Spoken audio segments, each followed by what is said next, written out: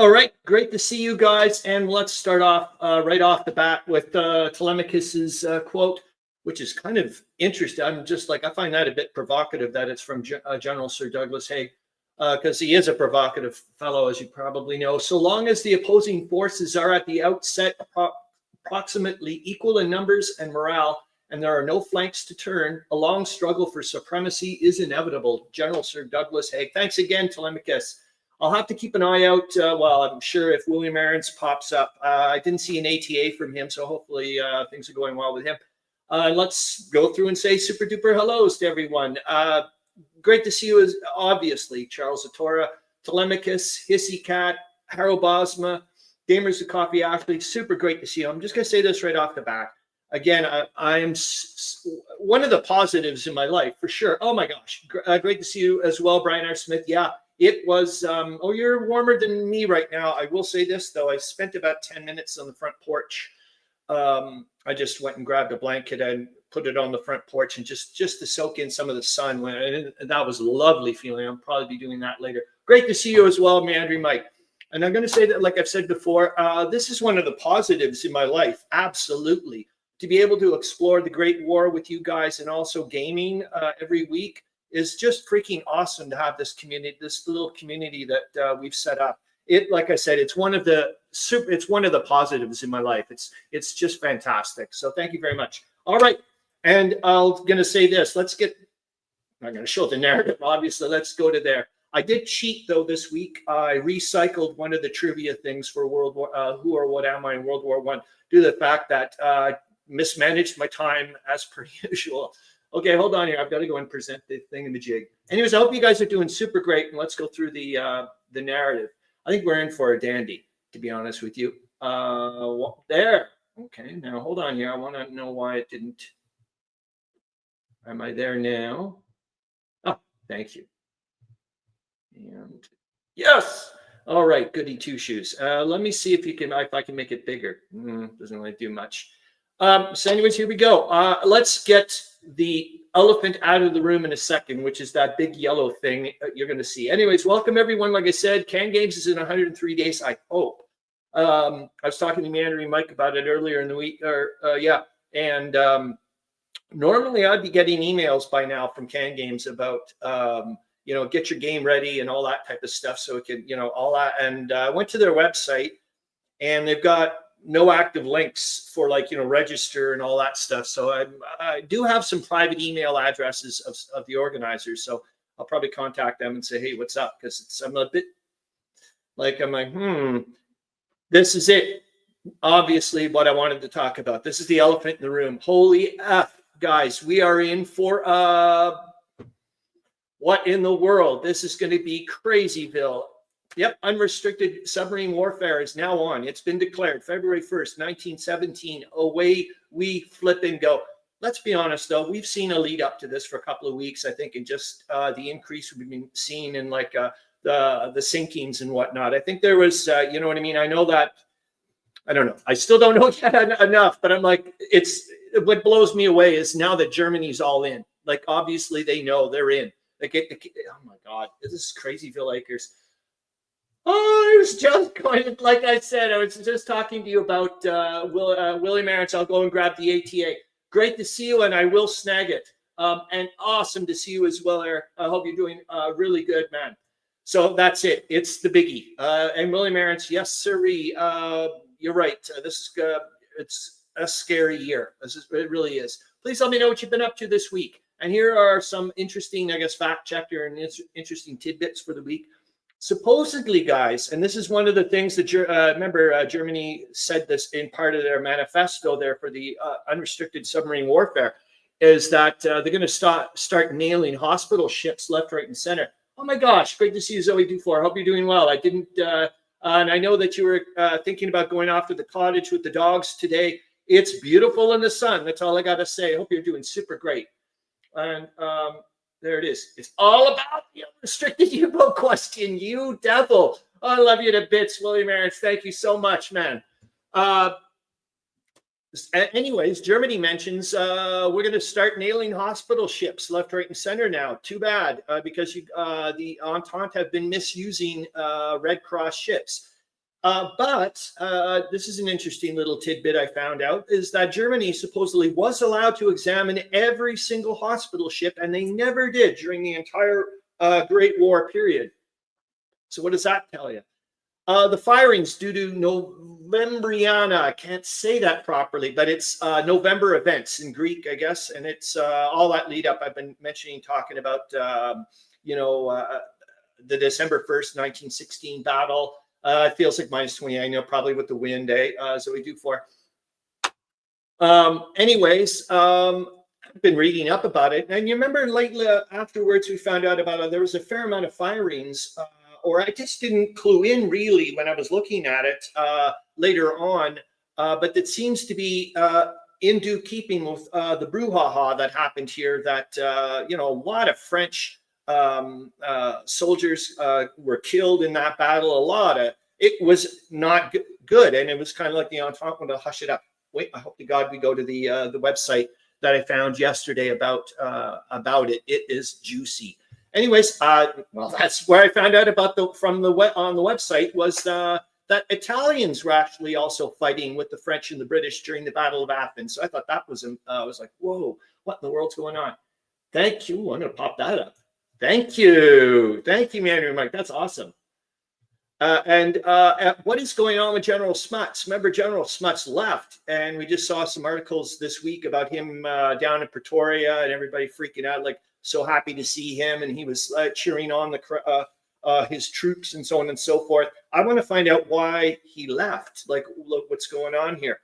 Is he getting promoted or something? Because they were doing really darn good. I mean, as we know, they were pushing the Germans all the way into Portuguese Africa and all that stuff. Anyways, the French boxer aviator, I can't remember his name. Remember, I had him mentioned, I think, as well. He was in the headlines for sure, and I may have had him as I don't think so, but as one of the pinup guys of the week or whatever. But he was a French aviator, a boxer, remember, that refused to go and tour around the United States. And they were going to give him some good money. And he said, no, I'm going to serve my country. And he ended up becoming an aviator. He died last week, but I wanted to, I'm going to go and bring this up. I'm looking into it is what I'm trying to say. The public display in Paris of a captured German flag and other war material. I didn't know this type of stuff happened. I've been, as you know, reading the Fighting France book there from Edith Wharton, and she mentions it there and whatnot, and also how different the mood. It almost seems like the people really wanted to cast a different mood on what was going on compared to 1870 and whatnot. I was like, whoa, this is really interesting. So, like, they didn't like rah, rah, rah every time they saw it. It was just supposedly very subdued and very whatever. Solemn, I guess, or something. I don't know. So please let me know if there's any World War I related games you've been playing. Well, tell me anything, really. I mean, I've got 2 engagement questions of the week this week. If France had invaded Belgium instead of Germany, would Great Britain have declared war on France? Do you think that would have happened? Because technically, that's why they went to war against Germany, right? So I'm just saying, and you may think, well, what in the world? Why would France do that? Remember, they wanted to do that, I think, a couple of years earlier. And they were one of the, well, I mean, they obviously didn't go through with it. Anyways, but there's your question. And the second one would be, if the Entente did not try to invade Gallipoli, how do you think this would have affected the war? I mean, there you go. I'm throwing them out. And like I said, there we go. Brian R. Smith says, Smuts was invited to join the Imperial War Cabinet in London in the War Policy Committee by David Lloyd George in early 1917. Thank you. Oh, I'll leave it on there for a bit. Thanks, man. You just saved me like several amounts of bit of time here. So here's, as you know, round 1, 2, and 3 champions, Meandering Mike, Tolemykus, and Harro Bosma. And here we are with the points. Sneaking up. It's like I said, we're recycling the whatevers, and I'll give you your first clue. Hold on here. I gotta find them. Like I said, it's weird. I was like, these are strange clues because I'm so not. I've been making up my own clues for the trivia stuff for a very long time now. And so to go back to the cards and to see the way they phrase things, I'm like, that's a weird question to be, or a clue be throwing out for a person. Well, I just gave it away, or at least. So it's going to be who am I in whatever. So hold on here. I'm going to find. Oh, I didn't find a picture of the person. Oh, well, it's the way it goes. Oh my gosh, do I ever want to get a T-shirt for this? At one point, I can't give it to you right now. Okay, here, this one. I was a prisoner of war, and in Germany, I was a hero for having honored our Navy. Who am I? And I'll leave it on, and I'll go to the comments, and let's go and zippity dip down here. So the first thing we're going to hopefully go and take a quickie look at, or I'm going to at least put it in the, no, I can't really show it because I don't want, there's the other thing. How long are we going to last this week if we're going to get axed again? So I won't show it here, but here's for the community contributions. We're certainly going to go and take a look at the disappearance of the Tsar's gold train by Tolemykus. That was freaking amazing, man. Like, wow. Like, that's why I said earlier on about, oh, I didn't mention it actually in the gratitude bits, is I'm amazed at how shrinking my percentage of the contribution for this show is becoming. It's pretty darn cool as far as I'm concerned. Tolemykus says, Willem, you're going to get a point, but you are incorrect. So, hold on, let me give you one there. And the question is, and there's Brian R. Smith. The question is, was it a legitimate promotion, or was Smuts promoted to get him out to be replaced by someone more favored by Lord George? I like that, because as oh man, you got some good stuff going on in your head there, Brian R. Smith, as far as I'm concerned. Meandering Mike says, Popeye the Sailor Man, you're going to get a point, Mr. Spinach. That is for sure. You should get 2 points because I love spinach, but you're not. And Carl Donuts, I don't know who that person is, but I'm certainly going to write them down.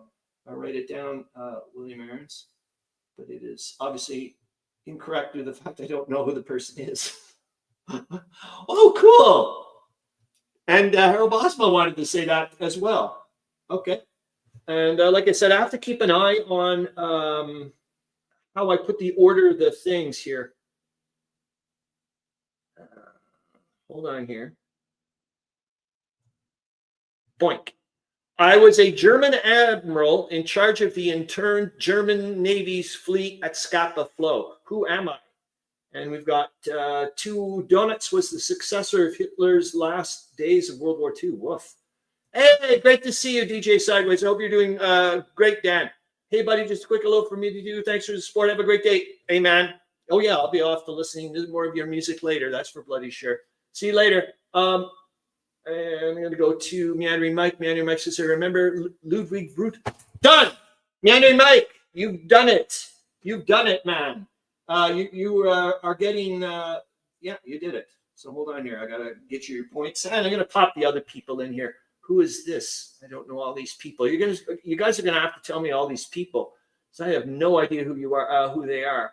Okay, yes, you got it completely right. So I'm going to pop in the thing here. On the 21st of June, 1919, I ordered the scuttling of 74 German ships to keep them from the British. Within 5 hours, over 400,000 tons of modern warships were sunk. You see what I mean by its odd clues? It's or not the way I would be doing it, but the British saved a few ships and killed 9 Germans, the last German war deaths of the Great War. That was really interesting to find out. Excuse me.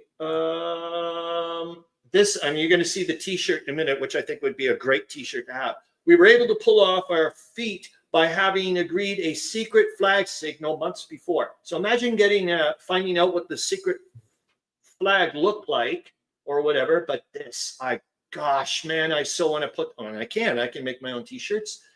My code for an immediate scuttle was paragraph 11. Confirm. I'm sorry, but I'm just like, oh yes, please. I want to have that on my thingamajig. And I'm gonna go and take a look. Yes, congratulations, Mike, because you're popping up towards the guy that's way up on the summit there, Brian R. Smith, as we know. Okay, let's go to this sweetheart of a thing for which I've got some of it in the banners, and then we're going to go and take a look at Tolemykus's thing, which I can do immediately. Boink. Is that awesome or what? So here we go. I've been working on this idea. I'm not sure if it has a use. Corvinus said he thought it would make a good RPG freeform scenario quick shot type of a thing. I had the idea of a logic puzzle or thought exercise. Yet again, Tolemykus, thanks, man. This is just freaking awesome stuff. Either way, here is one about a World War I era event. No one has seen this particular one. I worked on a few others for other games. If you have a use for it, cool. If not, that's cool too. I'm just getting the old gray matter flowing. Perfect. The disappearance of the Tsar's gold train. And if you don't mind, Tolemykus, I would love to post this in the community tab for everyone. I don't see why not. A backstory. It is July 1918 and the Russian Civil War is escalating in the wake of the Bolshevik Revolution. The Russian Imperial Army has been captured and chaos reigns across Eastern Europe as various factions fight for control. A critical asset in this power struggle is the Imperial Gold Reserve, a massive stockpile of gold bullion, jewelry, and Tsarist treasure used to fund anti-Bolshevik forces. This gold, once stored in St. Petersburg, has been secretly moved east aboard a heavily guarded train operated by the White Army loyal to the Russian monarchy. But something has gone wrong. Reports indicate that the gold train was last seen in Kazan, a key city on the Volga River, before disappearing without a trace. The Bolsheviks claim the train never existed, dismissing it as anti-revolutionary propaganda. A separate Red Army unit reports finding an empty wrecked train near Yekaterinburg or something or other, but no sign of the gold. Rumors spread that the train's commander, General Capel, was betrayed by his own officers and fled with the treasure. A local fisherman swears he saw strange lights on the riverbanks at night, possibly smugglers moving crates by boat. The Czech Legion, a force of Czech and Slovak soldiers trapped in Russia and fighting their way to freedom, has been tasked with securing the gold before it falls into Bolshevik hands. But time is running out, and a decision must be made quickly. The question, what is the best course of action to locate the missing Imperial gold train before it is lost forever? A, investigate Kazan and interrogate captured Bolsheviks for any information about the train's last known movements. B, send scouts to the wrecked train near the town to search for clues about where the gold was taken. C, patrol the Volga River and investigate reports of nighttime smuggling activity. D, track down General Capel's last known associates to determine if he betrayed the White Army and fled with the treasure. E, bribe local villagers to reveal any information about unusual military movements in the area. Discussion topics. How did the Russian Civil War complicate intelligence gathering efforts? What role did the Czech Legion play in World War I and the Russian Civil War? Could the gold have changed the outcome of the war if it had been recovered? Why did so many conflicting reports emerge about the train's fate? What are the modern theories about the ultimate fate of the Tsar's lost gold? And it looks like we are still on because I haven't looked in ages and I'm like, oh yeah, have at it. Oh, thanks, man. Oh, excellent. Yeah, forget it, Meandering Mike. You can't, if you want to come on live and say pronunciation for us, I'll give you the host button or whatever. I can't go. I know, Meandering Mike. When I saw it this morning, I was like, holy cow, this is freaking awesome stuff, man. And great to see you as well, Greg. Anyways, here we go. The best answer. I'm just having a blast, man. You guys are just freaking awesome. C, patrol the Volga River and investigate reports of nighttime smuggling activity, which is not what I would have done. I would have done the E, bribe the local villagers. Oh, brother. Reasoning, interrogating Bolsheviks, A, was unlikely to be useful since many denied the train existed and those knew its fate wouldn't talk. B, investigating the wrecked train could provide clues, but since it was already looted, it would likely be a dead end. D, tracking down General Capel was risky. He was on the run and there was no proof he had the gold. E, bribing villagers might yield information, but was unreliable as many civilians feared both sides and might spread misinformation. Yeah, I didn't think of that. What really happened? While the full fate of the Tsar's gold remains a mystery, reports suggest that some of the treasure was smuggled along the Volga River, possibly to Siberia or even further east towards Japan. The Czech Legion managed to secure part of the gold, but was eventually forced to abandon much of it as they retreated. Some historians believe a portion of the treasure still lies hidden in Russia today, waiting to be discovered. enjoy. I did. Thank you. And I'm popping that bloody thing, like I said, on the whatever. All right, so we got that done, and now we're going to go off to Meandering Mike's Naval Blockade Rules and SBI's World War I, 1914, 1918. Why do I mention that? Because one of my comments censored it. Oh, I wonder if you're using, well, maybe you're getting into a weird world with these this place. Yes, Meandering Mike mentioned to me afterwards when I posted the points there for the Central Powers and the Entente. And I said, "Oh boy, the Central Powers won by a wide margin." Afterwards, Meandering Mike says, "Did you remember Rule 15 or whatever it is about the naval blockade?" And I went, "What?" And he says, "Oh yeah, they get an automatic 75 points to model the effects of the naval blockade on resources." And I was like, "Nope, I did not." Hey, sorry, I'm late, Corvinus Wargaming. You're never late, man. It's wonderful to see you. And the same as you. Awesome. I hope you're both doing well. Wardrobe Place World War II. So after that, after giving the 75 points, Meandering Mike's right. He's like, because he was saying it's almost impossible. Like it's extremely difficult for the Central Powers to win in that game if they do not knock Russia out. Which didn't happen in my game. So after I gave the 75 points to the Entente, lo and behold, they won by 5 points. So it was close, but I was like, so there you go. Anyway, so thank you for that. Because like I said, I want to play that game if Can Games does run. Okay, let's go here. So this is, and we're going to try it a little different. We're going to go back to the critical past videos. Remember, the reason why I was using those other videos, the one we saw last week, is just because of the video quality is so good. But at the Imperial War Museums, which I've not been doing, they keep saying, please embed whatever in it. And I haven't been looking up how to do it yet. So we're going to go back to the critical past thingamajig. I'm going to hold on here and let me get it in the thing here. So I'm going to give you off the full little narrative. So what we're going to see is war dogs search for the traces of the enemy in the battlefield. It's only about a minute or two in the Bosch region of France, and the French soldiers with the war dogs in the Bosch region of France during World War I. They advance on the front. Covers the mouth of the dog with the gas thing. It's pretty wild to look. Yeah, you get to see it. I don't have to give you the full on whatever. Did I put it in? No, of course. It's a play. It's a what the hell? That's crazy, Bill. Okay, so of course I have to go to now. I know what I have to do. I have to go to YouTube because I put the critical past thing as a in one of my playlists. We're at 22 minutes. We're okay. Would have been in the critical past, or did I put it in the after hours? Hold on. Let's see. I just want to make sure where I put it. And 105 is there. That's good to see. I hope to God I put it in the critical past one. Where are you? There we are. And it says updated 5 days ago, so that's a good sign. Yep. All right. So I'm going to grab the video and make sure that it's there. Now remember, it's going to be brutal, absolutely brutal. Whatever, but that's just the way it goes. So I'm going to stop the screen so I can present it. Oh gosh, I really hope to God we get to certain things, man. All right, I'll get rid of me. Because it doesn't really matter when it's in such bad quality. But anyways, here we go.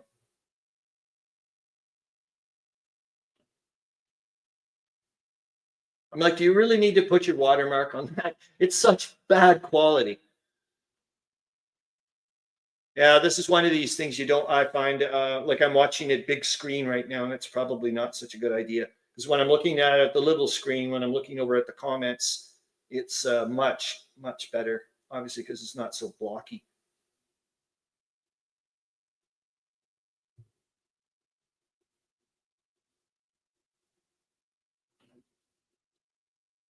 God almighty, man. Yeah, so we do for wait to see what's and like you can see the actual look, you can see the actual explosions and whatnot. Jeez. Let's be honest, that ain't much of a trench.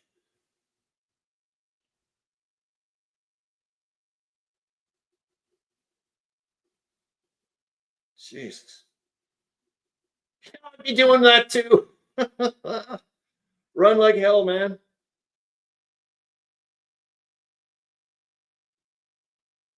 But these guys are going after, they're, you know what I mean? It's not running away. They're doing their mission. It's amazing. Is that camouflage on the dog? It looked like it, didn't it?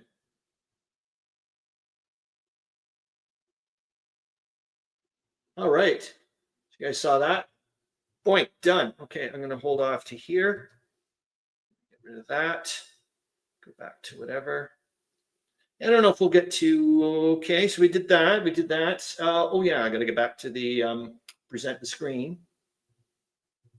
So do that again. I wish I had popped it in the thingamajig.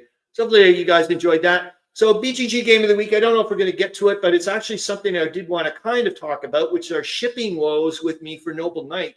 It's not Noble Knight's fault, I think, but it's FedEx. Gosh, man, I'm amazed. So anyways, I did purchase Downfall of Empires. It's supposed to show up soon.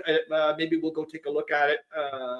It was based on a recommendation from one of the viewers commented on one of the videos. I've never heard of Downfall of Empires. It looks pretty darn good, so it's coming here. I purchased that, I think, through Noble Knight. Yes. Now earlier on, I picked up the Guns of August, the Avalon Hill game from a Noble Knight quite a while ago, if you guys remember. And next thing you know, I got a bill 2 days ago. So I paid the shipping for FedEx, the whole 9 yards through Noble Knight, did the whole thing. And then I just get a $20 service handling fee from FedEx. I'm like, what? Like, this is insane. I'm just like, it's getting, well, it's prohibitive. It's getting to the point, like, it makes me sad that I'm no longer going to be able to use Noble Knight or something. I'm like, this is ridiculous. I can't keep having these hidden things weeks later popping up. So I'm obviously going to probably have one for Downfall of Empires in a few more weeks after that arrives. It's like, this is nuts. William Arends, I picked up the Clash of Arms land ships in the Victory Point Games Ottoman Sunset from the sales room at the Niagara board game weekend. I've also ordered Habsburg Eclipse from Noble Knight. Oh, speak of the devils. Oh, that's really cool, man. Well, the Ottoman Sunset, Charles Latora has it as well. That is one heavy box game. I just got it a little while ago. I got a half decent price through Great Board Game. Or no, Board Game Bliss. Can't type today. Best. Brad, Meandering Mike, it's bizarre. I'm not kidding you. Afterwards, I was thinking, so what? Am I going to get another bill from, Fred, who also handled it for a second? It's just weird. I was like, come on, guys, this is getting enough. Anyways, we'll shush. Do you know of any game, no matter what time period, that has logistics mechanisms that are elastic? And what I mean by that is, do they shorten and expand based on the weather or time period in the during the war or whatever? Due to technology advances or communications or whatever. I would love to know. That would be awesome. And we're going to go over to here. Raiders of Scythia by Shem Phillips, due to the fact that this is for Meandering Mike. When I saw it, like I said, you guys are in with me all week long when I'm, on BGG or whatever, or looking at the Great War stuff. And I remember people making comments about this, that, or the other thing. I go off like a little, like I said before, I'll go off and go and hunt for things. I love doing that. It's fun as hell. So anyways, let's go to this one and go. I don't know if you've seen it. It looks pretty nice, Meandering Mike. Point. Worthington has Guns of August game on Kickstarter. It's a deluxe remake of their 2011 release that covers the first 3 months of the war. Yeah, I know. Thank you for mentioning that, Brian R. Smith. I know that I often have to remind myself when I've been talking with people. It's like, are we talking about the Guns of August here or Guns of August? I know it's neat. BGG is a section of their website that lists all the game mechanics. Oh, thanks. I didn't know that. Yes, I kind of did know that, actually, because I use it often to put the minus sign on naval stuff or whatever. Anyways, let's go and take a look at this game. Because when I saw it, I went, oh, I wonder if Meandering Mike would be interested in at least looking at it. And then I'll pop it in here, and away we go. I'm going to stop the screen. And as, darn it, it's almost like I want to, okay, you guys can see that. I'm going to get to this, and I'll make it a little bit bigger. There, and it's this one. Let's go into the, well, let's take a quickie overview. And there you see the aim of Raiders of Scythia is to be the player with the most victory points at the game's end. It says it's something like it's a nice take on troop placement or whatever. But I really like the map. That looks really cool. I'll try to look at that. That looks nice. Oh my gosh, I love maps like this. Jeepers jumping. Look at this. And let's be honest, you could use this for anything you want, for goodness sakes. Oh my gosh, cool. Anyways, there you go. So we can stop sharing that bit, and I'm going to go to. I was wondering if you had it. I know it. Look, I know Corvinus Wargaming. It looks wicked. And I don't know about you. I'm sure you were probably thinking maybe the same thing. It's like, maybe I could do. I could use this for other things. I think so. That's what I when I saw the map. Anyways, I was like, okay, yep, okay. Let's get back to the the narrative. There we go. So there we did that one. Let's go to the National World War I Museum and Memorial. Yes, we will. Let's go to that quickly. And where are you? There you are. I certainly want to go chit chat. Yes, I think we're going to make sure that's done. I want to talk a bit about the Novembriana November events, the Battle of Athens, December 1st, 1916. The whole Greek thing is just, to me, freaking amazing. Just, yeah, of course, Corvinus Wargaming, as I know, you're a RuneQuest fan, so there you go. Perfect. So, okay, let's get to the thing.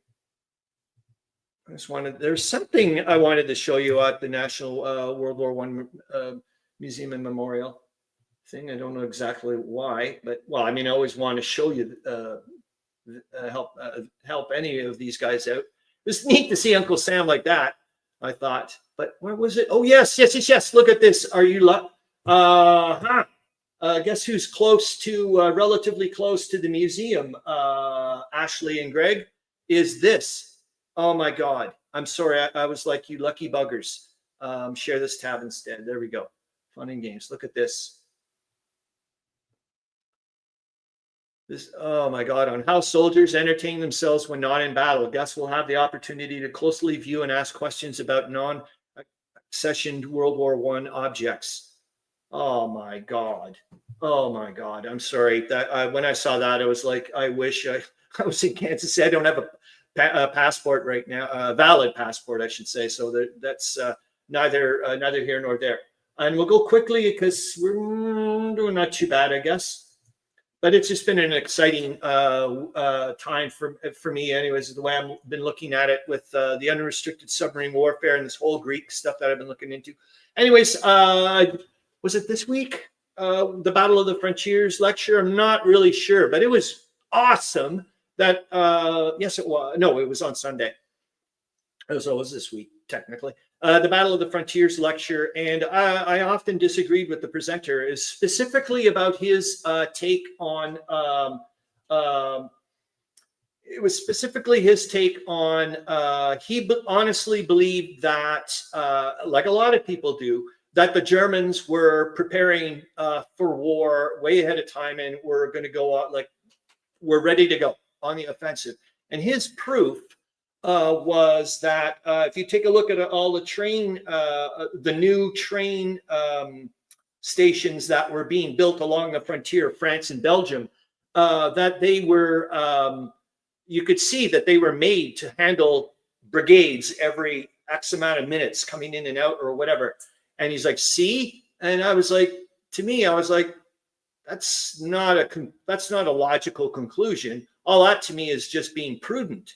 All the Germans were doing was saying, okay, in case we need to mobilize, we might as well have the train stations already able to facilitate brigade movements. Does that not make sense? You know what I mean? Smash don't last too long. That's true. But anyways, that was my take on it. And he also, which I thought was rather interesting, is he was like, yes, the Netherlands should have been. He was a bit. He was not a big fan of the fact that the Netherlands were neutrals and kind of. I don't know. It was neat. I I just got to the point where I was like, wow, I don't know if I'm amassing enough information now where I'm like, I don't know if I really, whatever. It was nice. It was a nice feeling. And then oh yes, the Edith Wharton's book on the mention of shopping in Paris. Let's do that super quickly. And then we're going to go to the November of Rihanna, I think is going to be so really nice. Yeah, thank you, Corvinus Wargaming. I believe so too. That's the way I looked at it. I was like, they're just being prudent. I mean, if you're going to build the stuff, build it properly, just on the off chance. I mean, I understand they were always thinking operationally, and they had a military outlook towards things, but doesn't mean that, like I said, okay, we'll just shush about that one. Oh my God. And I want to go to 2020, which is something, let's do the 2020 first. Now this is, I don't know how many times I'm going to be doing this, but I thought it would just be fun for the heck of it. I'm going to a lecture and starting to scratch your head at the presenter. You're becoming a historian. Thanks, man. Thank you. I'll take that as a whatever. So we're going to go to here. So I thought maybe what I would like to do, once in a blue moon, it's not going to happen very often. I'm calling this 2020. I'm going to get rid of me. Is go 20 years in the past and 20 years in the future with the Globe database and see what kind of headlines were coming, like what they were thinking about. So this is what was going on in. There we go.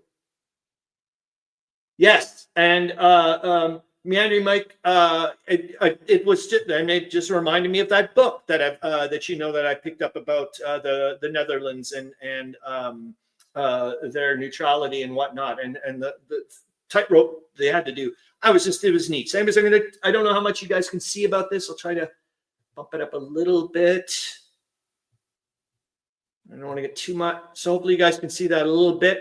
Like I said, I'm not going to read off the whole things, but I just thought it would be fun to maybe see what was going on 20 years on February 1st, 1897. For example, I didn't know anything about like the true story of the raid into the Transvaal. So I guess it's the Boer Wars going on or something. Famine situation, the fund mounting slowly, the Russian funds fizzles out, how the contributes. So there's something going on in Russia about the people's skin maps. Jesus. Spanish guerrillas suffer. A detachment cut to pieces. Prisoners macheted. I don't know what's going on. Cuban, something about there. You guys would know about these things. To make them duchesses, the Queen Jubilee's gift to her daughters. English titles to be substituted. Reforms in Turkey. The draft presented to the Sultan. Elopement of a princess. You can see here. Students riot at Athens, which I thought was kind of neat. And there, it's a grenade joke. There we go. And now we're going to go to February 1st, 1937. And you guess who you're going to see? Obviously, we're going to see a couple of articles about the crazy bastard. Weird flying machine with Goldberg motif lacks tail and wings. Champ's pilot agrees to have him battle Joe Louis in Chicago. Flu epidemic of the mild type, more like a cold. Radium story bigger than flight that made it possible, says the pilot. Soldiering in China described by student. I don't know what is going on in China. Unemployment insurance unlikely before 1940 unless constitution is changed soon. I think that's more for Brian R. Smith than me. Priceless sketches by Rembrandt are stolen, and that was stolen in the United States. Monoplane constructed for the Lindbergh Air Race. Mercy is refused to 13 Russians. Executions of the condemned Reds will be secret, Moscow believes. 4 ships in distress. Wireless calls for ship of storms whip the Atlantic. Oh, here we go. There was a war by the Cumans against the Spanish authorities in the 1890s. Thank you. And Jesse Owens takes the road with a $100,000 contract as the leader of an orchestra. Leftist drive in 2 areas. Resume offensive in the Basque district in north and in south. And Hitler assails, I don't know if I got in trouble for saying his stupid name, but whatever. Assails Russia, repudiates war guilt. And there we go. So I just thought that would be it. There we go. Thank you. Like I said, I don't know how many times I'm going to be doing that, but I just thought, why not just do it once in a blue moon? And I'm not going to do the Edith Wharton thing because it's kind of just a whatever, because I really want to get into the Battle of Athens, and hopefully, there we go. Japan had started a war with China in 1937. Thank you. You guys are awesome. And then we're going to go to here, and now I'm going to go to this. Okay, the strange story of Greece, how Greece joined the Entente in World War I. We're going to look at that website extremely quickly. It's just a little tiny bit, and I'm going to show you why I think, wow, this whole story has got a lot more to it than what we normally, or at least what I've been looking into. Like and it's hard right now, guys, as you know. I seem to be like a rooter of the underdog all the time. And oh, great! I'm glad you like that. So we do for it. Well, hold on. Let me present the screen so while I'm talking, you guys can read. That makes far more sense. There. And I'll bump it up just a tiny bit. There we go. So there we go. One of Entente's most surprising defeats in World War I came at the hands of neutral Greece. But within months, Greece entered the war alongside the Entente against the Central Powers. And, it goes on and on talks about that. But here it says, well, this is where I got the bit about finding out about also Italians were involved with this. But as you know, it's a monster story, but we're getting so much of it just from the Entente side of things. And I know I'm not impartial to this, which sucks. I seem to be very anti-Entente lately, or maybe generally, I don't know. It's like, it's terrible. Which is weird though, because when I go to play normally Great War related games, I usually like gravitate towards Russia or something like that. So who knows? But anyways, let's get into the stuff that I did have set up, which is a picture. So anyways, when I went to go out and find out, remember about December 1st, 1916, in Athens, when French troops, and now when you find out British, and I think they were already bivouacked actually in Athens at some spot. We'll find out in a minute because I went and took a look at it. They got attacked by Greek forces that were already there, and we only heard a tiny little bit about it. And I've always was curious, could this be turned into a game? I'm not sure. Based on what I've been reading, we'll see. I don't know. It seems to be not like more. I don't know. We'll see. But anyways, we'll get to it, and you guys can help me out later and go, no, it doesn't sound like it would be much of a very interesting or whatever. So there is no Brianna. So I'm gonna present the screen, and then it's gonna be a bit weird. I hope not, but well, what I mean by that is, so this is from Wikipedia, and as you can see here, and I went, wait a flipping minute. So I'm gonna pump it up, the little red dots there. But what I did was during the week, because the text is brutal. I don't know if there's a better picture, like a higher resolution image of this. But anyways, it doesn't really matter. So because I went through and read it all out, wrote it out, transcribed it on a note paper, and then read it out on my dictaphone. But we'll see if this works. I'm going to use my dictaphone and put it near the microphone while we go and look at the pictures, hopefully. But anyways, what you're going to hear, I hope, please let me know if it's too loud too. I got to get it powered up here.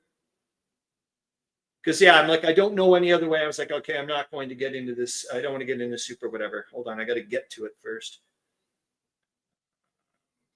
Aha, I think I'm in there.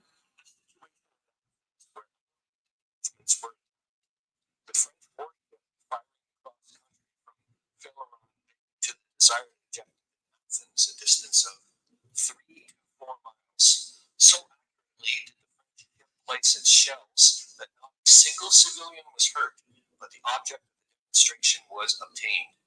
The astonishing incidents of December 1st are told in a dispatch by Mr. G.J. Stevens to the Daily Telegraph. With the aid of the The situation at Athens, where Allied detachments were attacked, the French warship firing across country from Phaleron Bay to the desired objective in Athens, a distance of 3 to 4 miles. So accurately did the French ship place its shells that not a single civilian was hurt, but the object of the demonstration was obtained. The astonishing incidents of December 1st are told in a dispatch by Mr. G.J. Stevens to the Daily Telegraph. With the aid of the diagrammatic views given here, readers of the Sphere will be able to study the relative positions of the points mentioned in the narrative. At Philopopos Hill, 800 Frenchmen who arrived to occupy the hill found its summit held by Greek troops, while on the Acropolis slopes facing it on the west was a whole Greek regiment with machine guns, and further large Greek forces were occupying the hills to the east and southeast of it, dominating and cutting off the retreat on the Singros Road leading to the shore at Phaleron Bay. It was a trap into which the Allies walked, and they found themselves surrounded before even a shot was fired. They had to occupy and stay on the lower slopes. When hostilities began, they fired their last round of ammunition before they gave in. 100 of them were placed further south, pressured to cut a way through, and only 30 of the 100 succeeded in reaching the shore. Hostilities first broke out on the southern side of the town, where a French detachment occupied the depot of Bouffos. The Greeks admitted on Friday that they were the first to fire, owing, as they explained, to one of their officers losing his head. Just on a side note, though, that is up in the air. Remember, I'm just letting you know. Their nukes, they're not sure who fired first, is what I'm trying to say. Their newspapers have been since trying to make out that the Allies fired first, which is absolutely untrue. The fighting then spread to the eastern side of the town. The Greeks opened a sudden and murderous fire on the Zeppelin building with 2 machine guns posted in a small wood on the hill of the stadium, only 400 yards away, while Admiral de Fournay with several officers and Marines were standing on the doorsteps of the principal building. I reached there soon afterwards and remained in the building while the attack was proceeding. At the back entrance of the building, Greek troops were firing, hidden in the gardens of the royal palace, so that the place was fired upon on all sides. It was here that our own Marines, about 250 strong, and come to reinforce the 150 Frenchmen who for a month past had been quartered there. Some of our wounded and those of the French are lying in the hospitals at Athens. When an armistice was concluded, the Anglo-French force at Zeptilion or something was besieged on all sides and would have had either to surrender or cut a way through, as did the heroic French 100 at Philopopos or something. The humiliation or disaster was averted by the fleet, which started sending shells into Athens. At about 5 o'clock in the evening, 4 shells fell near the royal palace, one of them damaging the royal kitchens and bringing home to King Constantine, who was engaged at the moment in arranging the terms of an armistice with the French minister, that the weak force which his army was crushing was not the only form of defense of which the Allies disposed. It was a French battleship which was firing, and with wonderful accuracy, for none of the projectiles fell on the buildings of the town. I'm going to flip my page here. 6 large and 22 smaller shells were fired in all, but not a single civilian was hurt. They fell straight on the spot for which they were intended. The terms of the armistice were arranged, but not before another murderous attack on Zeptilion or something had taken place through the treacherous conduct of the Greek civilians called reservists, who fired on French officers under a flag of truce. And there's another one there I'm going to just say off to the side. Actually, they did call up reservists ahead of time from the surrounding areas. I'm not going to say they're Greek civilians. I'm just saying everything with a grain of salt here, man. This gave signal for a renewal of hostilities, and this time the Greeks used guns, while of course we had none. The shelling of the fleet saved our Zeptilion force from complete annihilation. This view is taken from, I don't know what I couldn't make out that word, hill, and has been drawn by the sphere's artist to indicate to our readers the positions held by the Allied detachments when the Greeks opened fire against them. Oh gosh, I'm about to sneeze. I forgot I've got a pause button on this thing. In the foreground to the left is the well-known marble-seated stadium where the Greek games have been held for some years. Across the road and over the depression is the Zipion, a building built specifically for, and I couldn't make out that word as well either, purposes. Here it was that the Allies were attacked by machine gun fire. On the extreme right is the something barracks. Oh, I think I can look it up now again, but also the scene of an armed attack. See above image. And that's that. We'll see how this goes. All right. Hopefully that went well. Okay, stop the screen. Yeah, hopefully that went well because, like I said, I didn't really know what to do, but it seems like Tolemykus, Wardrop plays World War II, like the effects, so that's nice. Thanks. So there we go. I'm unsure, William Arends, if we're going to be able to get your ATA right now, but we'll see. I'm going to go straight to the week right now. I think it's the best way to go about it. And then if leftover bits, I'm going to start using you up, is what I think. Yeah, okay, let's go to the week.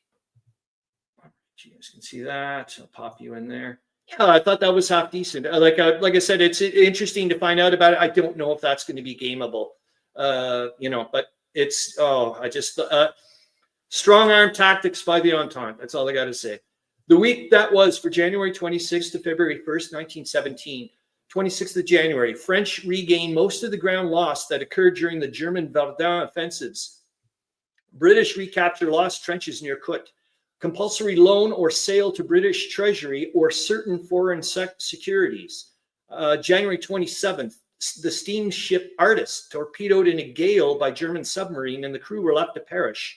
In the Bukovina region, Russians carry enemy positions between Kimpolong and Chikobny. Oh, darn it. I heard an Indian Ideal say it much better than me. I got to remember to say it the way he says. With 1,218 prisoners reportedly taken. British take German position and 350 prisoners near Le Transois or Transois. Yeah, I'm going to go with that. Very gameable. Start with posturing as part of the game. Yeah, I was also thinking about that as well, Tolemykus, about maybe even trying, because there's such a sway back and forth between the Venezuelists and the Royalists. And I was like, there's got to be some way of, it's okay. We'll talk, I hope. 28th of January, considerable progress by British on the right bank of the Tigris, southwest of Kut. And of course, wintertime. Here we go. There's a lot of non-action, I guess. January 29th, Allies flags are formally saluted at Athens. I'll shut my mouth. Announcement of the laying of a new British minefield from Yorkshire to Jutland.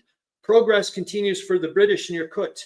January 30th, in the Lorraine region, south of Lampre, French raiders penetrate to the German second line, destroying the garrison and taking prisoners. Further small success southwest of Lampre. Near Riga, between Tyrol Swamp and the River Ah, a German attack succeeds in one sector, taking 900 Russians prisoner. In the southern Bukovina region, east of Jakobny, Russians assault and capture important hill fortifications and take over 1,000 prisoners. Allied delegates to Russia hold preliminary meetings in Petrograd on military and financial questions. Norway forbids submarines in their territorial waters. January 31st, Germany announces that the traffic of British hospital ships between Great Britain, France, and Belgium will no longer be tolerated due to the supposed misuse of the Red Cross. But remember, they're not checking them. So it's like, how do you know? Germany declares to all neutrals unrestricted naval warfare within the war zone. German submarines will begin sinking both combat and neutral shipping at sight beginning February 1st. East of Jakobny, Germans attack 3 times by night against previously lost positions, but are repulsed with heavy loss. On the Ancre, near Beaucourt and west of Serre, German attacks fail. Total of German prisoners taken by British and France during January is 1,228, including 27 officers. February 1st, near which site? Forget it. Germans in white overalls attack British positions, but are beaten off with heavy casualties. In the Somme region, near Guidocourt, British raid enemy trenches, taking 56 prisoners. In Galicia, 15 miles south of Helice, Germans in white overalls again break through Russian lines, but are then thrown back through counterattack. Near Kut, east of the Tigris, Hal Junction, British capture all but the last line of Turkish trenches, taking 166 prisoners and repulsing a strong counterattack. The Dutch steamship Gamma attacked and sunk by a German submarine, with the Dutch government subsequently requesting an explanation. Germany's manifesto to sink all ships in the war zones, taking effect today, causes temporary suspension of neutral sailings. The American press takes a bellicose view of the German manifesto. Norway reiterates that all foreign submarines are forbidden to use her waters. And that's that for that. I'm going to stop the score. Let's go to the narrative very quickly and see if there was something I missed. We did that. The strange story, blah, blah, blah. Battleground Europe series. That's just us. The Battleground. We're not going to go to it. But I've got them in the sources and links. Making amazing maps with Microsoft Paint. That's by Little Wars TV. It's freaking awesome. Okay, hold on. Let me see if I can steal, because we have 4 minutes. I'll steal your, I'm going to go off to snag your thing there, William Arends. And I have an appointment reminder for a dentist. I don't remember making a dental appointment. All right. But it's probably a good idea. Okay, hold on here. I want to get to here, and I gotta make a new document. And I'm gonna get rid of Tolemykus's thing and the week's thing. And there we go. And then doc blank. And oh yes, I keep forgetting to do this. Now there we go. And then I can go to here. So that way. So this is fresh baked out of the oven, people. I tried that Little Wars tutorial once and I realized I need a lot of practice. Oh my gosh, Corvinus Wargaming. But you know what I just picked up this week? And I'm super duper ultra happy about it. And it's really going to help me out. Is this thing. I went and got a graphics tablet. And the thing is amazing. Amazing. It's got the near infrared as well. I don't even have to touch the tablet. So we did before I was farting around with it earlier on in the week. Anyways, let's. Oh yeah, you guys can already see it. I didn't realize I'm not looking down, looking here. So we got a few minutes before the after hours, and obviously we haven't been killed yet. So this is pretty awesome. Thank you again, William Arends, and thank you again for everything that people contribute. Well, just even being here is a contribution, for goodness sakes, because it gets me going. Translator's note: here are 2 articles from Berlin's latest news from January 6th about the U-boat war. The first is the usual report of the sinking of enemy shipping, and the second is response to those progressive or peace-inclined individuals or groups who are not in favor of the ever more aggressive use of German U-boats as a primary way to wage the naval war. You know what? We're going to go straight to part 2, just because I want to make sure that we get that bits. Is this it? What follows is nope. Well, that means we're going to have a 2-parter with you next week. So maybe even William Arends, you could take a bit of time off next week. Is this it? Or no, it must be this it. What follows is a rather long article about the development of the U-boat fleet under Grand Admiral Tirpitz, meant to silence those who oppose the further unrestricted submarine warfare. As in most of these types of writings, there's a lot of repetition and redundant statements, so I will attempt to condense it. State Secretary von Tirpitz and the U-boat question, which I find really neat. Well, we know he's no longer, well, that's why it says State Secretary is no longer the Admiral.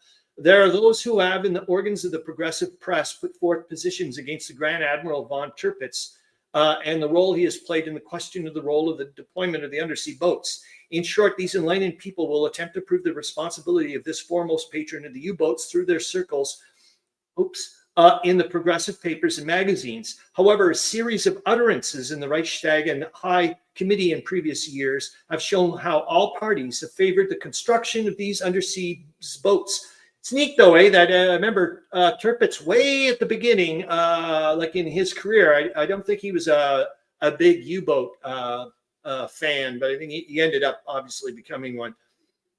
Previously knew quite early about the importance and the necessity of the development of the undersea boats and had supported this effort. I think it was partially when he was he was assigned to help repairing some of them or something like that. I can't remember. Already the method and the presentation of the case that they would make against the U-boats is both offensive and inadequate. It is peculiar that the context of these cunning statements leaves no accurate picture or precise statement that could be seen as a starting point for negotiations, let alone an explanation of their objectives, of either the reasons for and reasons against with which they could negotiate with the Imperial Navy Ministry about the further construction and use of the U-boats that had been decided in previous years, first of all, to hold back the construction, and later to move full steam ahead with the construction of shallow water diving boats. This informed, though false judgment that they, the progressives, have arrived at needs to be answered by this short but significant clarification. The differences between these socially progressive viewpoints and the Grand Admiral Tirpitz goes back to the year 1904 as to whether the building of submarines would serve any useful military purposes. Translator's note, I will conclude this long article next week. Oh, fantastic! And because we're only 1 minute off, that's, oh my God, it's almost like you had a premonition that things were going to go the way they are. William Arends, that's pretty cool. So anyways, let me get to at least cue up the after hours show before I go to say goodbye via voice and whatnot. Actually, I just spotted Wardrobe Plays World War II's The Greatest Day, Utah Beach. Your little screenshot thing looks really cool. Oh, actually, I can go to it straight away. Hold on. So everybody can see it. Boink, and I'm going to get rid. So there you go, off to the right-hand side there. But let me go to the playlists. And where are we here? There we are. And anyways, I'm just about to say goodbye to you guys. I can do this temporarily, can't I? And without destroying it? I think, good. All right.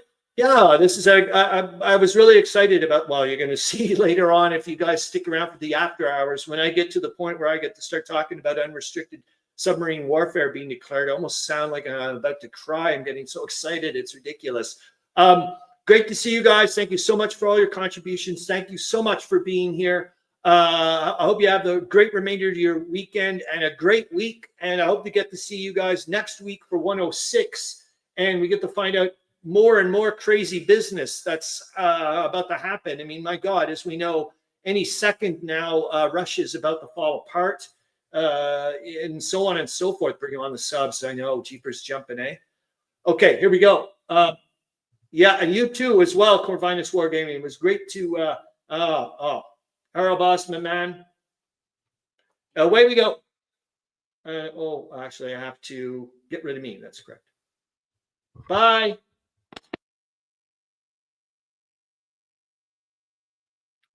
And here we go for the war summary, January 26th to February 1st, 1917. Let's hope it goes well. In manpower, we certainly have not reached the zenith, says General Maurice, Director of Military Operations at the War Office, who now that General Winter has assumed command of all fronts, takes the occasion to make a few remarks concerning the progress of the war and the attitude of the Army towards the peace proposals of President Wilson. The Allies, he affirms, possess today three important points of superiority.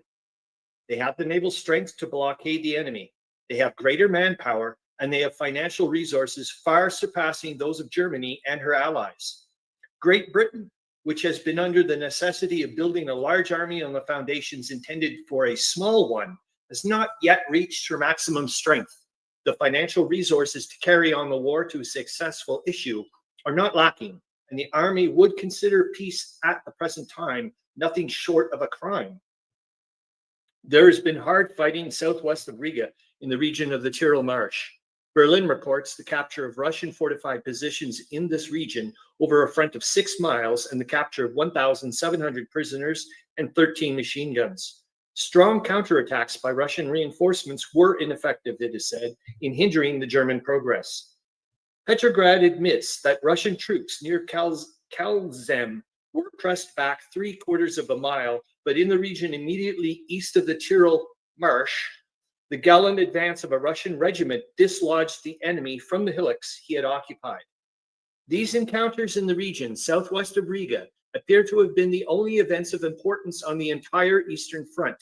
The cold on the Romanian plain has caused a general suspension of operations there, and in the mountains, the snow is too deep to permit of military operations.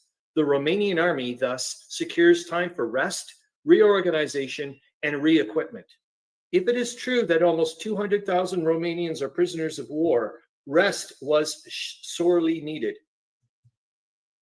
Russia still uses her command of the Black Sea to destroy Turkish shipping. In addition to 9 ships sunk a few days ago, it is now reported officially that a Russian submarine operating near the Bosphorus has sunk 4 schooners and driven 3 others ashore in positions where they speedily broke up. Constantinople has relied largely for her supplies of cereals, coal, oil, and timber on the freight carriers of the Black Sea and Aegean. The operations of Russian war vessels have resulted in the destruction of most of Turkey's Black Sea shipping, while the Dardanelles, of course, are sealed tight.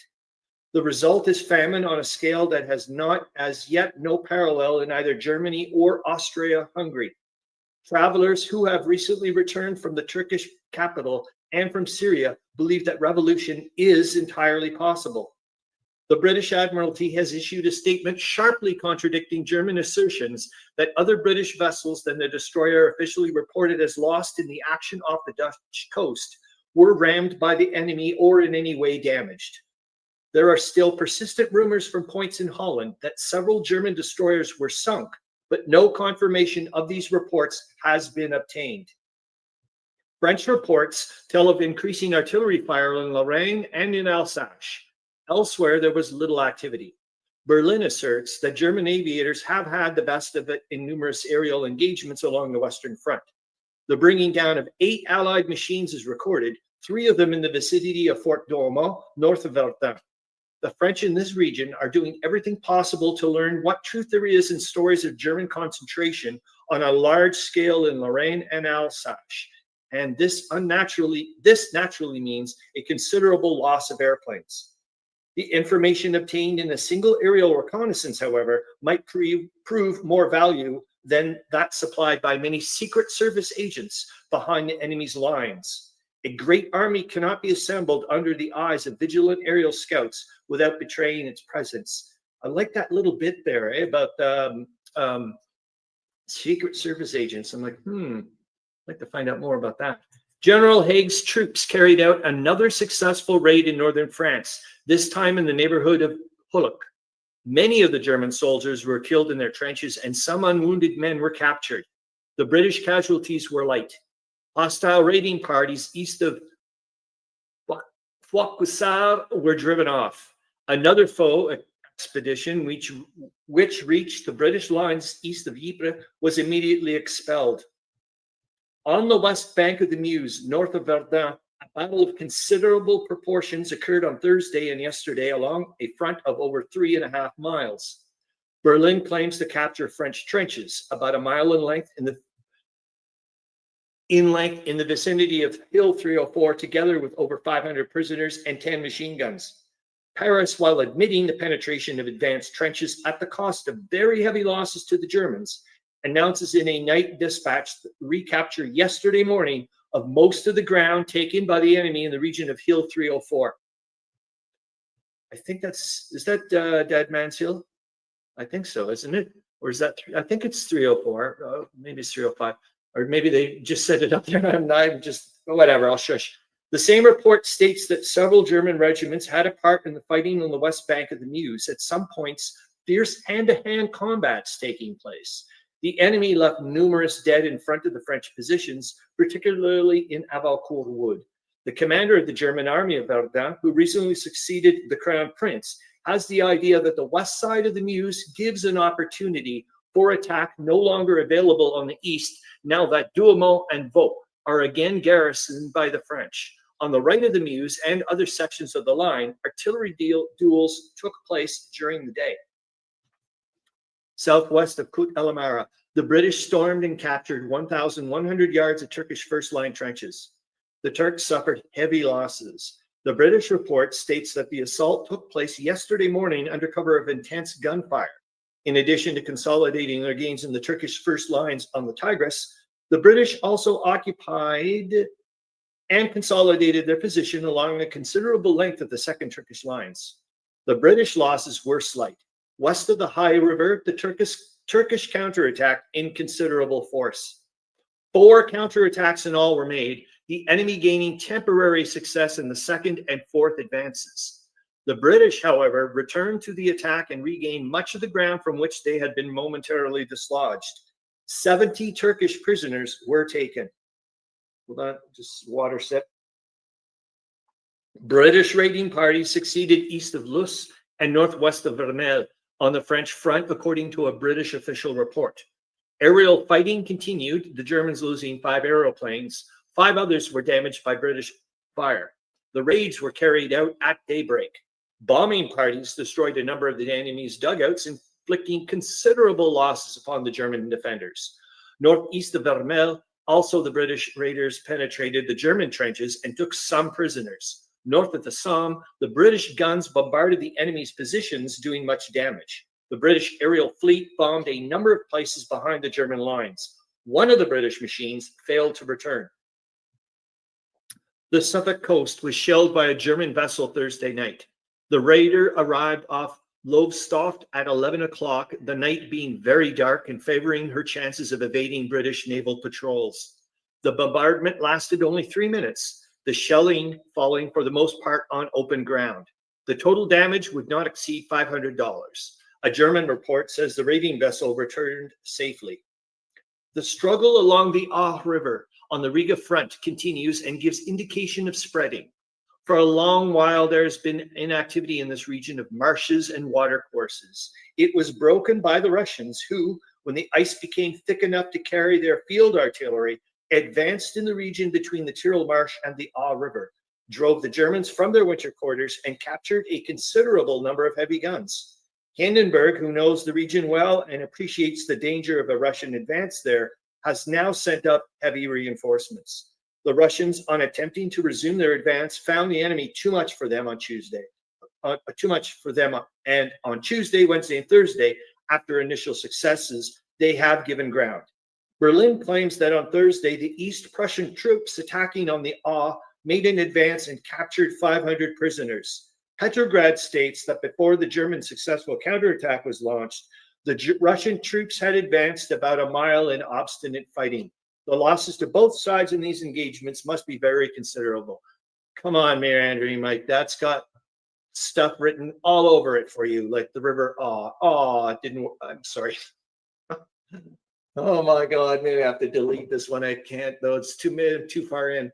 The first notable win in several weeks on the Somme front was made on Saturday morning by the troops of General Haig. The official report states that early in the morning, a successful operation was carried out in the neighborhood of Le Translois, or Translois, I think Translois.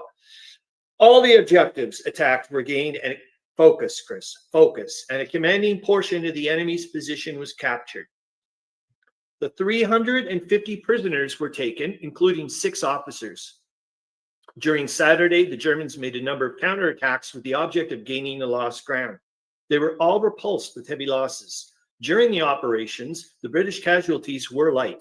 Berlin, in admitting the defeat, states that after a strong artillery fire, British detachments succeeded in occupying a small section of our most advanced line, southwest of Le Translois. The village lies along the road from Péronne to Bapaume, almost due east of Le Boeuf, with which it is connected by a highway. The ground of the southwest of Le Translois is considerably higher than that on which the village stands, and consists of a series of ridges sloping down to the high road. In the continuation of his movements easterly for the envelopment of Bapaume, Le Translois must be the first objective of General Haig. After it's occupied, there will remain but 2 hamlets along the way to Bapaume. The operations of Saturday would have been impossible in the low-lying region along the Ancre River farther west because of the flooded condition of the land. The comparative height of terrain between Morval and Le Translois enabled General Haig to strike an unexpected blow. In addition to this operation, there were successful raids on Saturday morning in the region of Neuville and of Vermelles. The British Guns were heavily engaged during the day in the neighborhood of Serres, east of Ancre, and as a result of the bombardment, the enemy's defenses were seriously damaged. During Saturday evening, the French troops in the region of southeast of Verdun launched a surprise attack near Les Péages. The raid was completely successful. The bodies of many Germans were found in the enemy's trenches, and important booty was secured. During yesterday, particularly heavy cannonading took place in the regions of Verdun and Alsace. Berlin announces the repulse of several French attacks yesterday afternoon against Teal 304. The attacks are not mentioned in the French official report. The Turks of Kut El Amara are suffering heavy losses in men as well as in ground. A report from General Maud announces that on Thursday and Friday, the battle begun early last week was continued. The Turks recaptured some trenches on Thursday, but when they tried on Thursday night to make a further advance, they failed and suffered severe losses. On Friday morning, after an intense bombardment, the French troops once more turned the Turks out of the trenches they had recaptured on the previous day. Twice during the afternoon of Friday, the enemy counterattacked, but on both occasions, the attacks were unsuccessful and severe losses were suffered by him. In the trenches taken by a British brigade, which had only 200 casualties, the bodies of 400 Turks were discovered. The defense of Kut El Amara is proving more costly for the Turks than it did even for General Townsend's heroic but unfortunate little army. Yep, keep trying to massage that one, man. Keep trying to massage it. You guys surrendered and you offered freaking money to get those guys out of there. So just shush. Petrograd announces an advance of some importance in southwestern Bukovina along the Kipalung-Jakobeni Road. After artillery preparation, the Russians broke the Teuton lines along a front of nearly 2 miles. Prisoners and booty were taken, but the extent of the victory has not yet been ascertained. Berlin admits the loss in an official dispatch, which announces that on the Golden Bistrica River, the defenses had been placed near the east bank of the stream on account of superior Russian pressure. From Yassi comes the statement that the German attack in Romania is chiefly directed to the sector near the confluence of the rivers Putna and Sereth. There has been little change of position of late, and the invaders are everywhere encountering spirited resistance from the Russians and Romanians. The reorganization of the Romanian army has resulted in an infusion of younger blood in the higher commands. The latest official Romanian Gazette announces that 14 generals of division and brigade have been placed on the retired list and have been succeeded by junior officers. The serious fighting of the past week in the Riga sector on the Eastern Front continues. The Germans on Saturday, after what Petrograd speaks of as fierce artillery preparation, launched an attack along the Kalzenem Road. The attack was repulsed and the Teutons fled in disorder. 2 hours later, they tried again and were once more driven back. The third time, they were no more successful. The losses of the enemy in these movements were serious. The German report dealing with this part of the front states that on both sides of the River Ah, the Russians launched attacks which failed with heavy losses. There, see what I mean? Perfect time for a meandering mic moment. How's that? Official reports regarding the operations of the Salonika army states that the snowstorm in the mountains continues. Artillery actions have occurred in the Monastir region, but beyond some raiding activities, there is nothing to announce. Washington dispatches state that the British Admiralty has greatly increased the area in the North Sea, officially declared dangerous to shipping. The new banned area starts 20 miles east of the Flamborough Head and stretches out in a fan shape towards Jutland on the Danish coast and on the south toward the coast of Holland. If the territory marked dangerous is to be strewn with mines, American naval experts believe Britain's intention is to prevent the egress of German sea raiders, as well as the return of those reported in the Atlantic, and to enable the British fleet to deal better with the Germans should they make a dash into the North Sea or send out raiders to attack British ports. A British victory was won at Kut El Amara on Saturday night and Sunday, which may prove decisive and force the evacuation of the town by the Turks. General Maud announces that as a result of the operations, British troops are now in complete possession of the Turkish first and second line trenches along a front of 2.5 miles on the right bank of the Tigris. southwest of Kut El Amara, and 600 yards of the 3rd and 4th line trenches. Turkish dead to the number of 950 have been counted, and more remain to be collected. In addition, 127 prisoners were taken, together with 1 field gun, 3 trench mortars, a Maxim, and other material. This important advance, following those of the past week, carried the British well around the loop of the Tigris to the southwest of Kut and enables the gunners to direct a converging fire upon the garrison of the town from 3 sides. The British artillery has been greatly strengthened as a result of the improvement of transportation methods, and the Turks will not be able long to endure the rain of shell falling upon their positions. The heavy losses sustained last week were due largely to shell fire. Whether the reoccupation of Kut El Amara will be followed by a second advance up the Tigris towards Baghdad is a matter on which the British expert opinion is seriously divided. Some fear that the difficulty and danger of river navigation, on which the British Army would have to defend for supply and munitions and for the removal of the sick and wounded, would render a further advance hazardous. Others take the ground that the capture of Baghdad is necessary for the destruction of Turkish power and prestige, and that so long as the city of the caliphs remains in the enemy's hands, armies can be raised by the Turks in the valleys of the Tigris and Euphrates to continue the struggle. Hold on here, I gotta grab my little pointer. Since the British expedition landed in Mesopotamia on 8th of November 1914, it has fought 10 pitched battles and won all of them. The surrender of General Townsend's division at Kut over 8 months ago was a serious reverse, but the victories achieved have been of far more importance. Turkish authority has been replaced by British rule in a region extending about 250 miles north from the Persian Gulf by over 100 miles east and west. The pressure of the Russian reinforcements that have been steadily pouring into the Carpathian and Moldavian sphere of operations during the past few weeks begin to tell.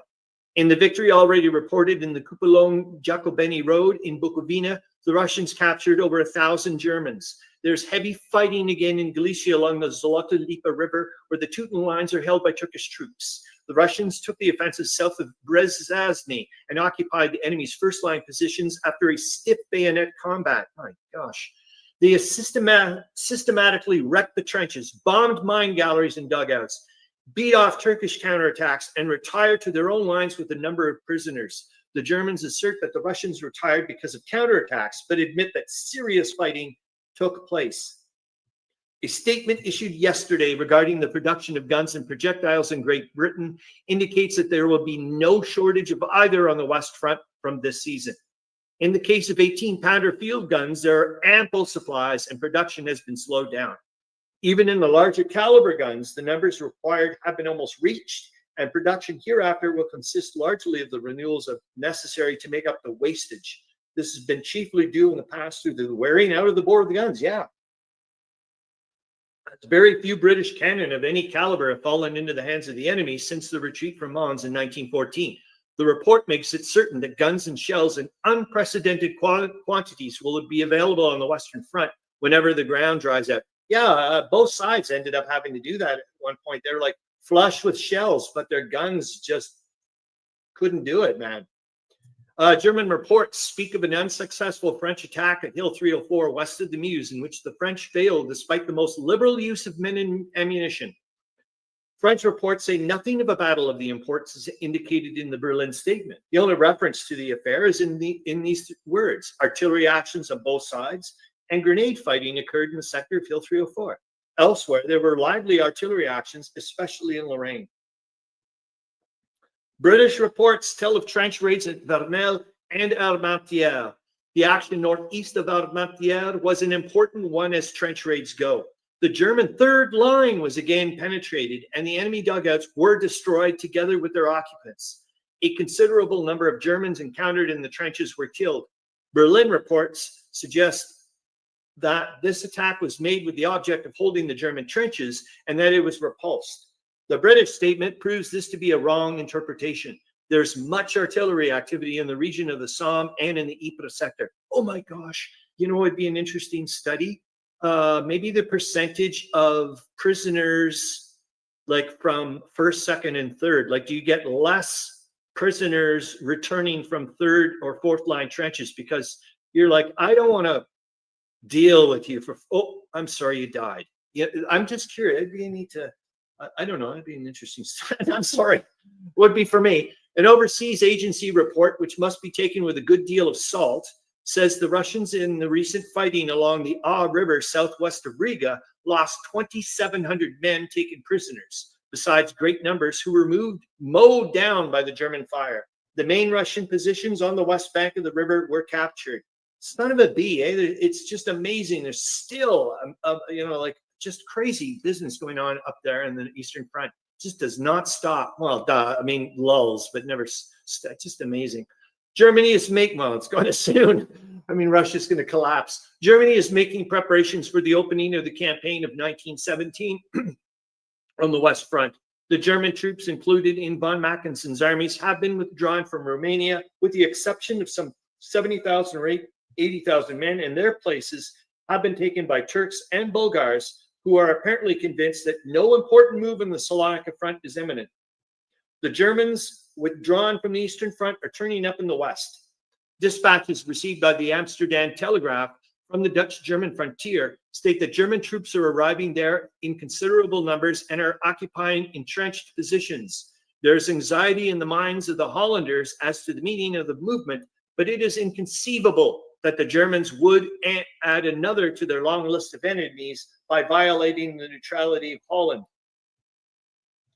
The real explanation of the concentration is that German troops scattered in cantonments along the Dutch frontier in the region north of Aix-la-Chapelle may be quickly directed either to the front in Belgium and northern France or to the Lorraine sphere of operations. The German High Command does not want to be caught napping when the spring offensive of the Allies opens up on the Western Front.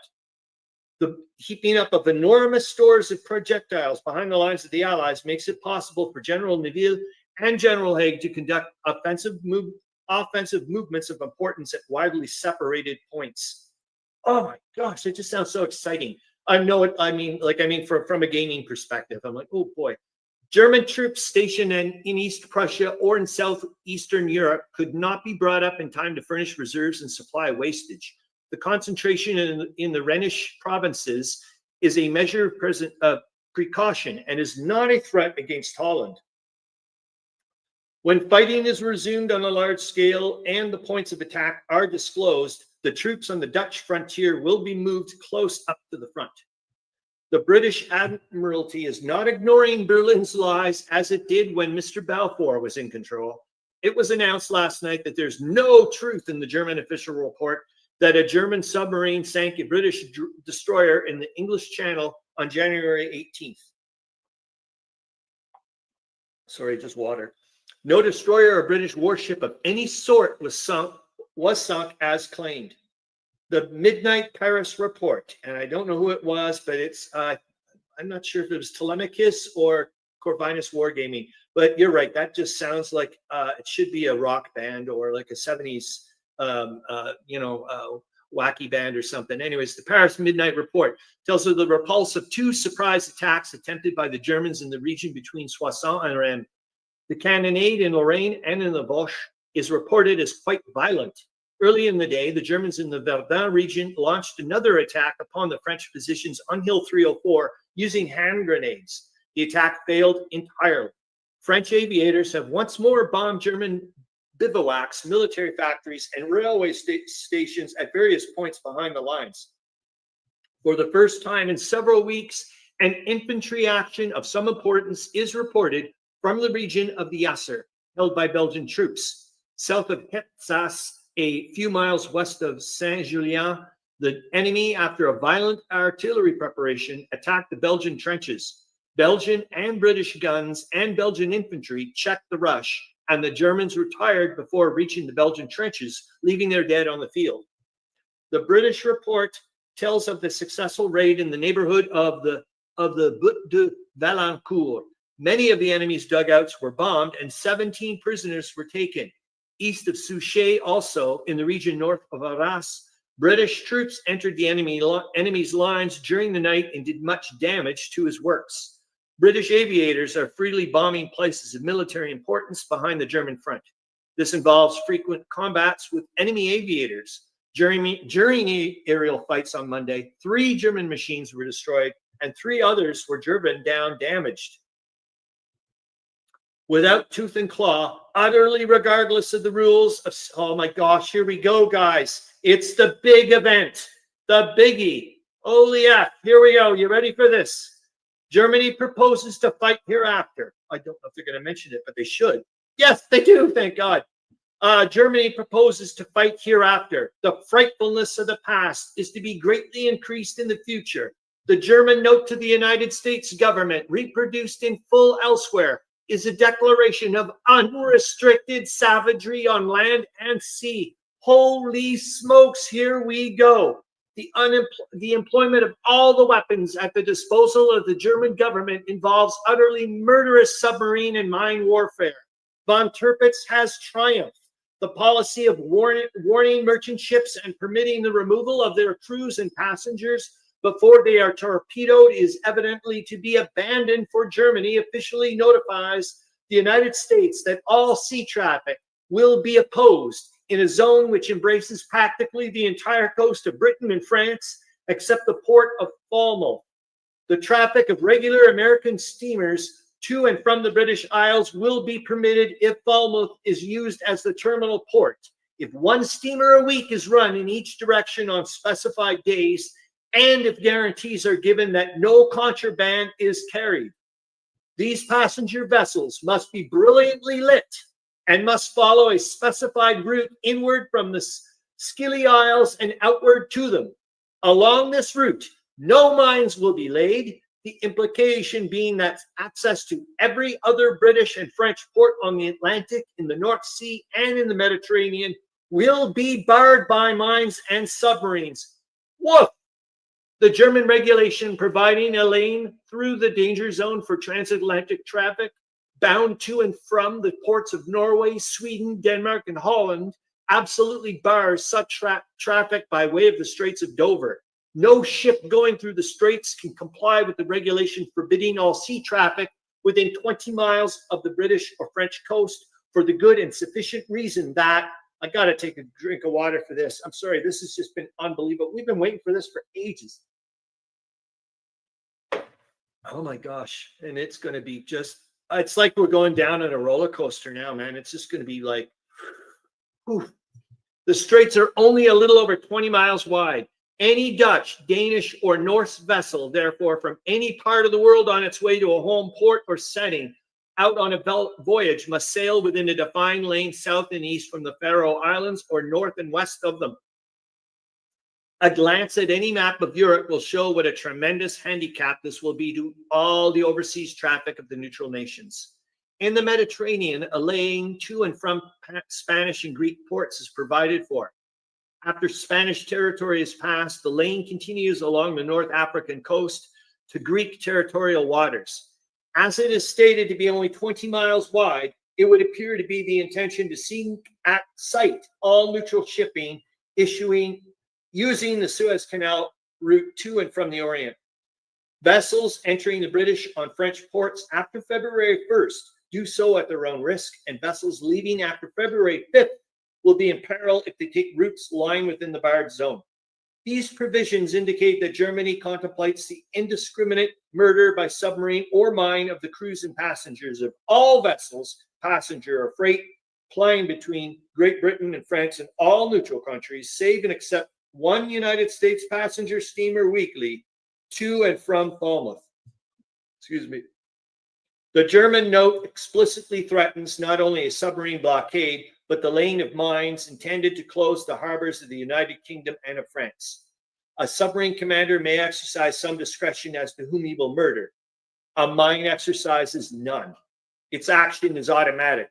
It will sink a Dutch logger carrying fish to Billingsgate as readily as a British warship. Britain's answer will be a tremendous increase in the number of men engaged in mine sweeping and in the hunting of submarines. The mine menace will be continued indefinitely by the constant release from submarine mine layers of fresh mines to take the place of those swept out to the fairways.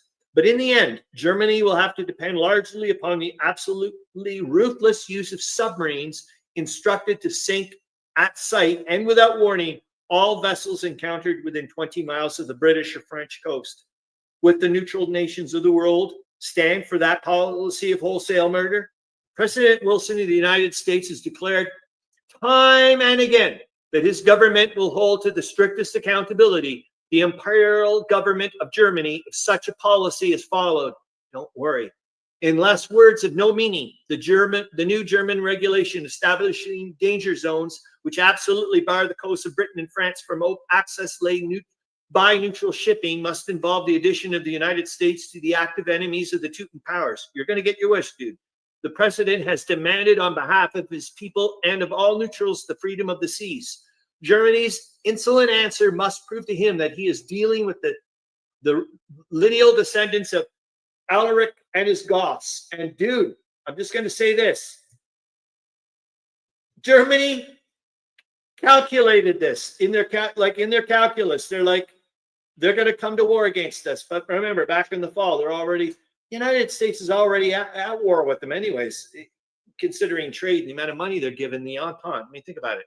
It is officially announced by the German Admiralty that because hostile hospital ships are frequently misused for the transportation of ammunition and troops, hospital ships passing hereafter through the waters of the North Sea, south of the line from Flamborough Head to Terschelling on the Dutch coast, through the Straits of Dover, or the English Channel from a line drawn from Land's End to the French coast near Brest, will no longer be treated as such. This is another step in the Sink on Sight campaign. Whoa, that'd be a cool t-shirt. A mine makes no distinction between, not now, I guess. I don't know what's going on in the world. A mine makes no distinction between hospital ships and others, and apparently Germany's submarine commanders will not make any distinctions either. The murder of Britain's sick and wounded is threatened unless they are carried to ports on the west coast of England instead of to Dover, Folkestone, Southampton, and other channel ports. Yeah, thank God I don't carry through with a lot of my ideas. I think I'd be in trouble quick. The British Night Report, get punched in the head. The British Night Report tells of a French raid on the, or both. The British Night Report tells of a French raid on the new front south of the Trans-Loire, during which one officer and 24 men were captured. The Germans tried to rush a number of British advanced posts along the Ancre, but were repulsed. The Midnight Paris statement says that there was no infantry action on the French front yesterday, but I was trying to make a joke, so I was trying to think they're like, they're going to be playing tonight at whatever, but I'll stop. I'll redo the paragraph, and we only got one left or two left. The Midnight Paris statement says that there was no infantry action on the French front yesterday, but quite violent artillery actions took place at various points, notably east of Rennes and on the right bank of the Meuse. The Belgian report announced that German troops vainly attempted a bombardment to approach the advanced Belgian posts. There's been a notable increase of activity on the Yasser front during the past 2 weeks. This is after hours, after all. So I got to look at it. I'm like, okay, it's the main act, the Belgian report. I'm sorry. I'm just terrible, man. The Russians, I am terrible. Like I'm a bad, whatever. The Russians have followed by their win on the Golden Bisitzra and have captured some German positions in the region east of Jacobine. Berlin reports, this is just brutal.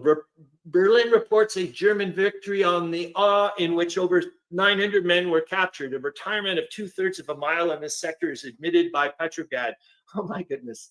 All right. Hope you guys have a great remainder of your weekend and a great weekend. I hope I see you next week. Okay. Bye.